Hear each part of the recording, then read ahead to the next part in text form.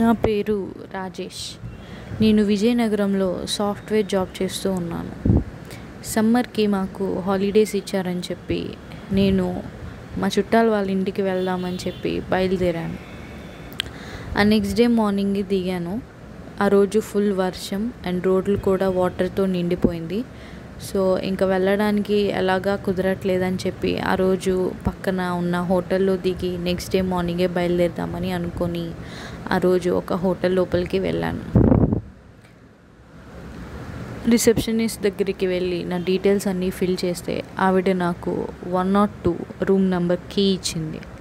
నేను సరే అని చెప్పి తీసుకొని వెళ్తున్నాను. అప్పుడు రిసెప్షనిస్ట్ నన్ను పిలిచి, సార్ మా హోటల్ చాలా బాగుంటుంది, మీకేమైనా హెల్ప్ కావాలంటే రూమ్లో ఒక ల్యాండ్ ఉంది, దాంట్లో 9కి డైల్ చేస్తే నాకు వస్తుంది, మీ హెల్ప్ మాకు చెప్తే మేము తీరుస్తాము అండ్ ఎంజాయ్ చేయండి సార్. ఈరోజు ఎన్ని రోజులు ఉంటారు అని అడిగింది. నేనేమో ఈ ఒక్కరోజే ఉంటానని చెప్పాను.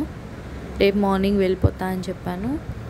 ఓకే అని చెప్పేసి ఇంకా నా రూమ్ దగ్గరికి వెళ్తే మళ్ళీ పిలిచింది రిసెప్షనిస్ట్.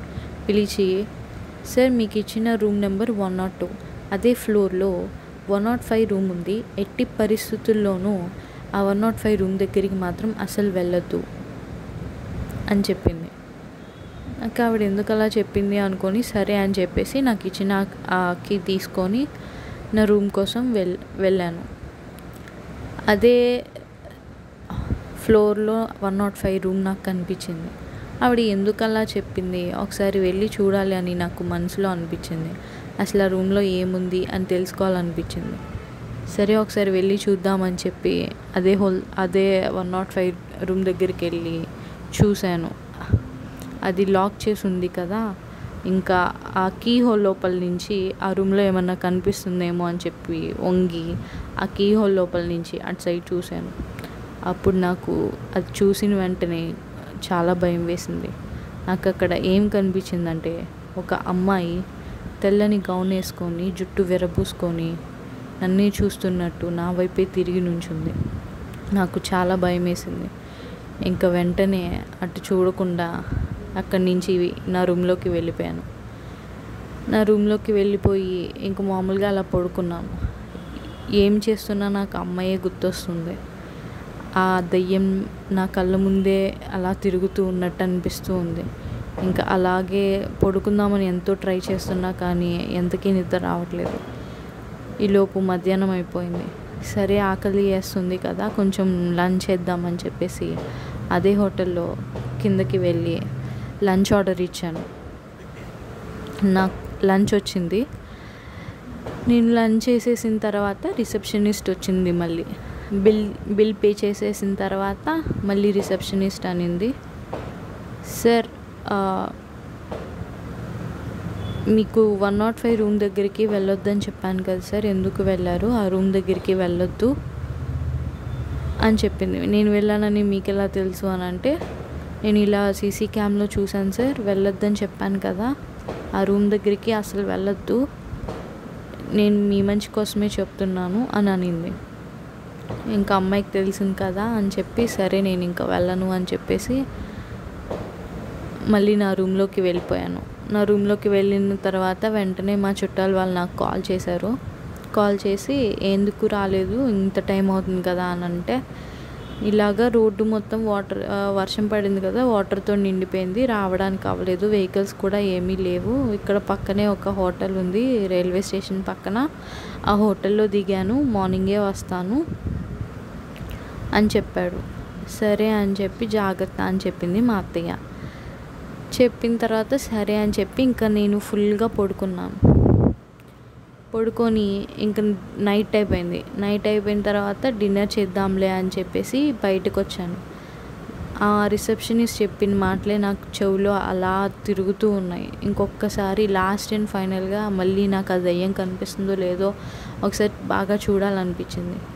డిన్నర్ చేసేసరికి వెళ్ళి చూసేసి అలా డిన్నర్ చేద్దామని చెప్పేసి మళ్ళీ వెళ్ళి అదే కీ హోల్ లోపల నుంచి ఇంకోసారి చూసి ఆ దయ్యం నాకు కనిపిస్తుందో లేదో అని అదే కీ హోల్ నుంచి చూశాను. అప్పుడు నాకేం కనిపించిందంటే, అది చూసి నాకు అసలు ఏమీ అర్థం కాలేదు. నాకేం కనిపించిందంటే ఆ కీ హోల్ మొత్తం రెడ్గా ఉండి అక్కడక్కడ నల్ల మచ్చలు కనిపించాయి. నాకు ఆ దెయ్యం కనిపించలేదు, ఇదేంటి ఇలా ఉంది అనుకున్నాను. సరే నాకు అసలు ఏం అర్థం కావట్లేదు అసలు అని చెప్పేసి సరే అని చెప్పి వెళ్ళి డిన్నర్ చేద్దామని చెప్పి కిందకి వెళ్ళి డిన్నర్ చేశాను. డిన్నర్ చేసిన తర్వాత మళ్ళీ ఆ రిసెప్షనిస్ట్ బిల్లు తీసుకొని వచ్చింది. మళ్ళీ నాకు వార్నింగ్ ఇచ్చింది.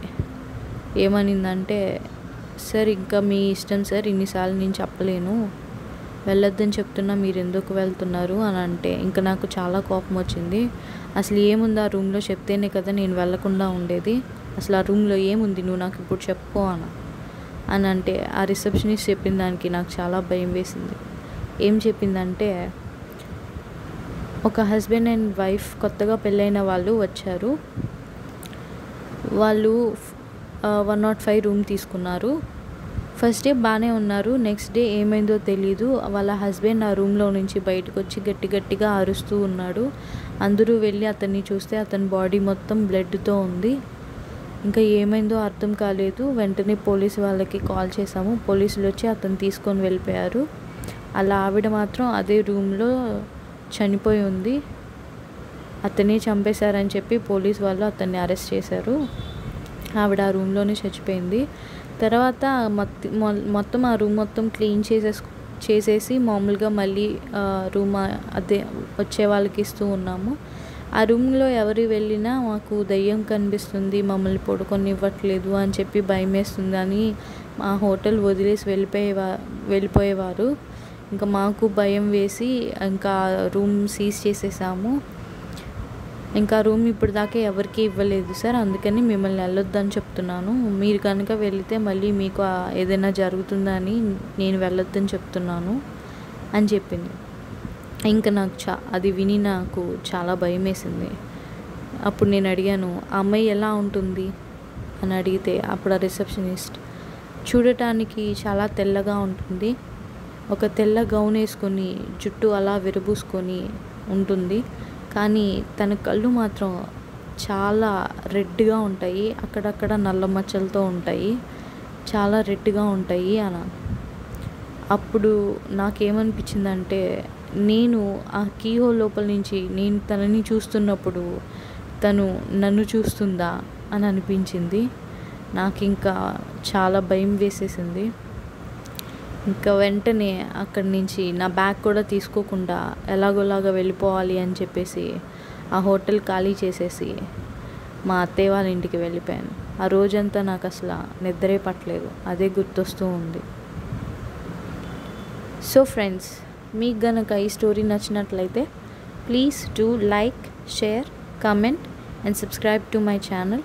అండ్ నా మెయిల్ ఐడి డిస్క్రిప్షన్లో పెడతాను. మీ లైఫ్లో అలాంటివి ఏమైనా జరుగుంటే నాకు మెయిల్ చేయండి. Thank you for watching. Bye.